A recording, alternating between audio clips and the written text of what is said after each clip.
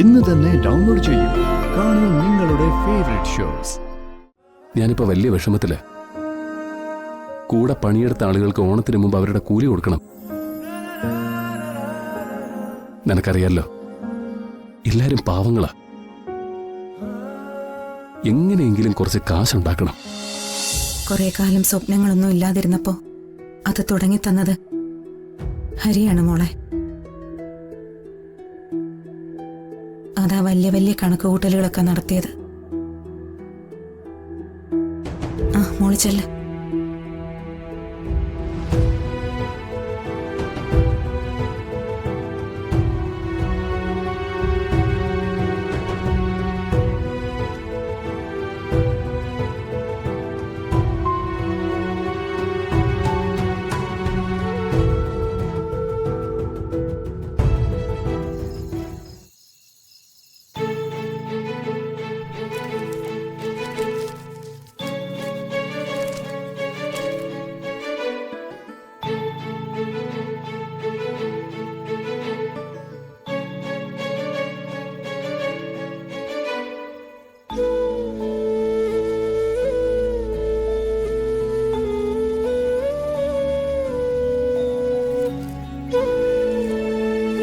ഹരി, നാളെ പ്രത്യേകിച്ച് വല്ല പ്രോഗ്രാം ഉണ്ടോ? എന്തുപറ്റി? ഉണ്ടോ അത് പറ. അങ്ങനെ പ്രത്യേകിച്ചൊന്നുമില്ല.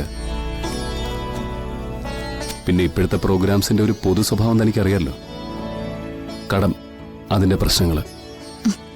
അതൊക്കെ വിട്ടുകളാം. ഏതു നേരത്തും അതിനെക്കുറിച്ച് മാത്രം സംസാരിക്കാൻ പറ്റുമോ?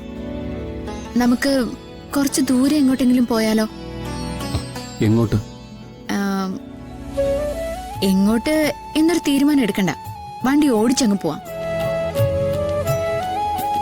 ഹരിക്കും എനിക്ക് ഇഷ്ടപ്പെട്ട നാട്ടുമ്പുറങ്ങൾ തന്നെ ആയിക്കോട്ടെ. ഈ മോട്ടിവേഷൻ വീഡിയോസ് വല്ലതും കണ്ടോ? അല്ല, ഈ വലിയ വലിയ പ്രശ്നങ്ങളൊക്കെ വരുമ്പോ നിസാരമായിട്ട് പരിഹരിക്കാനുള്ള ടിപ്സ് ചില മോട്ടിവേറ്റർമാര് പറഞ്ഞു തരാറുണ്ട്. എടോ, മൈക്കിന്റെ മുമ്പിൽ നിന്ന് പറയാൻ എളുപ്പമാ. തീയിൽ നടക്കുന്നവനെ പൊള്ളൂ, കമന്റ് പറയുന്നവന് പൊള്ളില്ല. എന്താ ഹരി ഇത്? നമ്മളെ വിചാരിച്ചാ നേരിടാൻ പറ്റാത്തതായിട്ട് എന്തെങ്കിലും ഉണ്ടോ? വരുന്നത് വരട്ടെ എന്ന് വിചാരിക്കാം. നമുക്ക് എന്തായാലും അങ്ങ് ഇറങ്ങാം. ശരി, എന്നാ പിന്നെ എനിക്കും നിനക്കും പ്രിയപ്പെട്ട സ്ഥലത്ത് തന്നെ പോവാം. നമ്മുടെ നാട്ടിലേക്ക്. ഹരി പോണെന്ന് കരുതിയിരുന്നോ?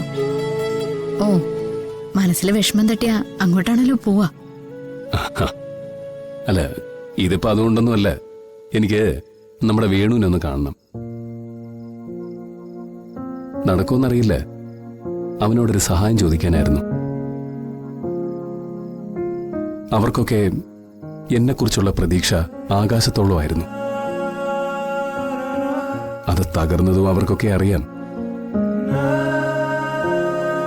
ധൈര്യമായിട്ട് ചെന്ന് നിൽക്കാൻ എനിക്ക് അങ്ങനെ കുറച്ച് പേരേ ഉള്ളൂ. കുറച്ചു മുമ്പ് എന്നോട് ചോദിച്ചില്ലേ മോട്ടിവേഷൻ വീഡിയോസ് വല്ലതും കണ്ടോ എന്ന്? സത്യത്തിൽ ഞാൻ കണ്ടിട്ടുള്ള ഏറ്റവും വലിയ മോട്ടിവേഷൻ ഹരിയും ഹരിയുടെ ലൈഫോ. നമ്മൾ നാളെ പോന്നു. കുറച്ചു നേരമെങ്കിൽ കുറച്ചു നേരം ഇത്തരം കാര്യങ്ങളൊക്കെ വിട്ട് ഒരു ചെറിയ നല്ല യാത്ര. എന്താ? അതെ, ദാരിദ്ര്യവാസികളുടെ ഹണിമൂൺ അല്ലേ?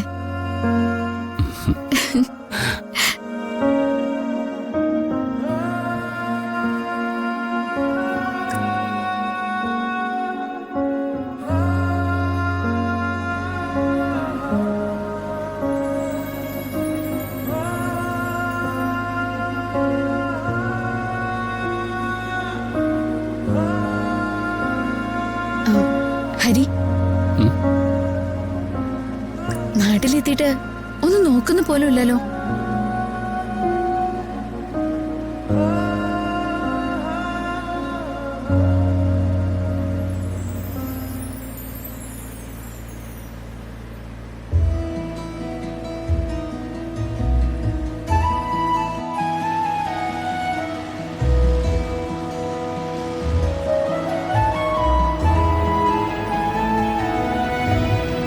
ഇല്ലടാ, അവൻ എത്തിയിട്ടില്ല. വരുമായിരിക്കും. ആ നോക്കട്ടെ. ആ ഞാൻ വിളിക്കാം.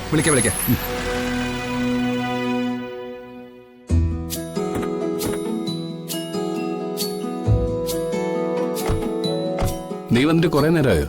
ഏയ് ഇല്ലടാ, വായനശാലയുടെ അവിടെ നിൽക്കാന്ന് പറഞ്ഞപ്പോ നീ എന്താ വേണ്ടെന്ന് പറഞ്ഞേ? അവിടെ നിന്ന് എല്ലാരെയും കാണണ്ടേ, പിന്നെ ഈ വിശേഷങ്ങളൊക്കെ പറയണ്ടേ. ഇപ്പൊ ഞാൻ അതൊന്നും പറയാൻ പറ്റിയ ഒരു അവസ്ഥയിലല്ല. നീ ആ ബിസിനസ് തുടങ്ങിയെന്ന് പറഞ്ഞപ്പോ ഞങ്ങൾക്കൊക്കെ വലിയ പ്രതീക്ഷയായിരുന്നു. നീ ഒന്ന് പച്ച പിടിച്ചാല് ഇവിടെ ആ മോഡലൊന്ന് നോക്കണമായിരുന്നു.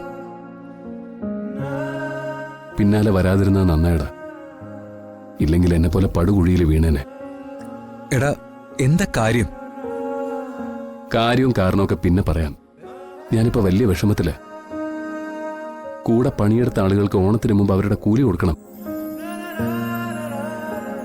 നിനക്കറിയാലോ, എല്ലാരും പാവങ്ങളാ. എങ്ങനെയെങ്കിലും കുറച്ച് കാശുണ്ടാക്കണം.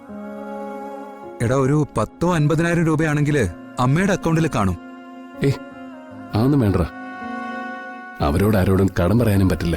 അത്രയ്ക്ക് വിശ്വസിച്ച് കൂടെ നിന്നവരാ. കൈമലർത്തിയാൽ അവരെ തല്ലാനും കൊല്ലാനൊന്നും വരില്ലായിരിക്കും. പക്ഷെ പാവങ്ങൾ ചിലപ്പോ തിരുവോണത്തിന്റെ അന്ന് പട്ടിണിയിലായി പോവും. പിന്നൊരു 10 ജന്മം ജനിച്ചാലും ആ പാവം മാറ്റാൻ പറ്റില്ല.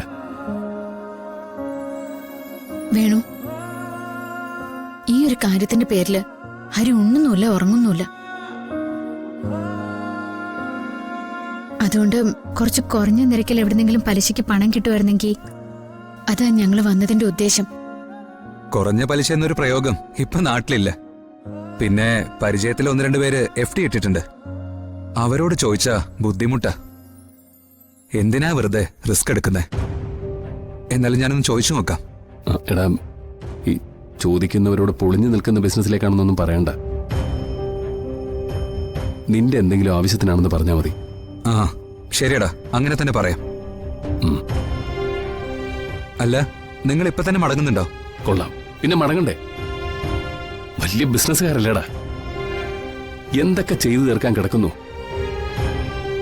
എടാ ഹരി, നീ ഇങ്ങനൊന്നും ആയി പോവല്ലടാ. കുറെ കാലം നിന്റെ തോളിന്റെ ബലത്തിൽ നടന്നവരാ ഞങ്ങള് നാട്ടുകാര്. ഒന്നും നടന്നില്ലെങ്കില് എന്റെ വീടും പറമ്പും കൊണ്ട് എവിടെങ്കിലും ഞാൻ കൊണ്ടുപോയി ഇട്ടു കൊടുത്തിട്ട്. അങ്ങനെയൊന്നും ചെയ്യണ്ടടാ. അച്ഛനും അമ്മയൊക്കെ ഉള്ളതല്ലേ. ഈ സൗഹൃദം വേറെ, കുടുംബത്തിലെ അത്തരം കാര്യങ്ങളൊക്കെ വേറെ. വേണുവിനെ കൊണ്ടാവുന്നത് വേണു ശ്രമിച്ചു നോക്ക്. ഒന്നും നടന്നില്ലെങ്കിലും വേണുവിനോട് ഞങ്ങൾക്ക് പരാതി ഒന്നും തോന്നില്ല. നിത്യേ, ഒരു കാലത്ത് ഈ നാട്ടില് ഇവന്റെ ഉപകാരം സ്വീകരിക്കാത്ത ഒരാൾ പോലും ഇല്ലായിരുന്നു. കാശിന്റെ കാര്യത്തിലാണെങ്കിലും മറ്റ് സഹായത്തിന്റെ പേരിലും അങ്ങനെ തന്നെയാ. പക്ഷേ ആളുകൾക്ക് അതൊക്കെ മറക്കാൻ കുറച്ച് സമയം മതിയല്ലോ.